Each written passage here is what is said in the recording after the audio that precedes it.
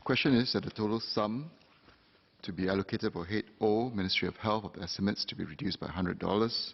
Professor Fatimah Lateef. Sir, we have a strong healthcare system with strong, sound fundamentals. One of the most important characteristics that keep us at the forefront is the ability to robustly adapt and be dynamic. And this is unique in terms of healthcare because it's an area that is rapidly changing and developing. But this journey never ends.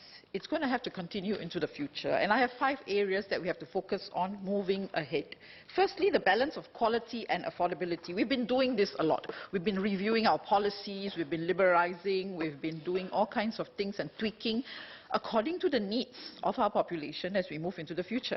We must continue to do this. We must review at regular intervals, and we must make sure that we tweak accordingly and appropriately as well. The second area is really to embark on new models of care.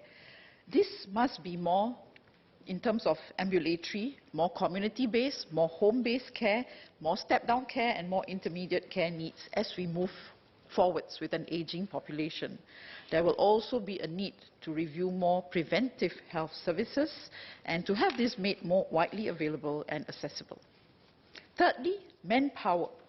We need an adequate projection of numbers into the future of the pipeline of the provision of care, of the types of different healthcare personnel that we will need. The demand will be high in an industry which is really labor intensive. Now, graduates from our traditional schools and institutions will continue to churn out numbers, but the numbers will need tweaking as well, and this will have to meet our demands. Perhaps also tapping on the retired personnel who are still healthy will be an option to consider moving into the future.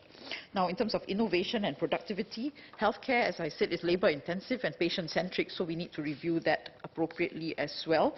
And fifth, it's data-driven healthcare, which is really a must moving into the future. This will help us formulate guidelines and policies.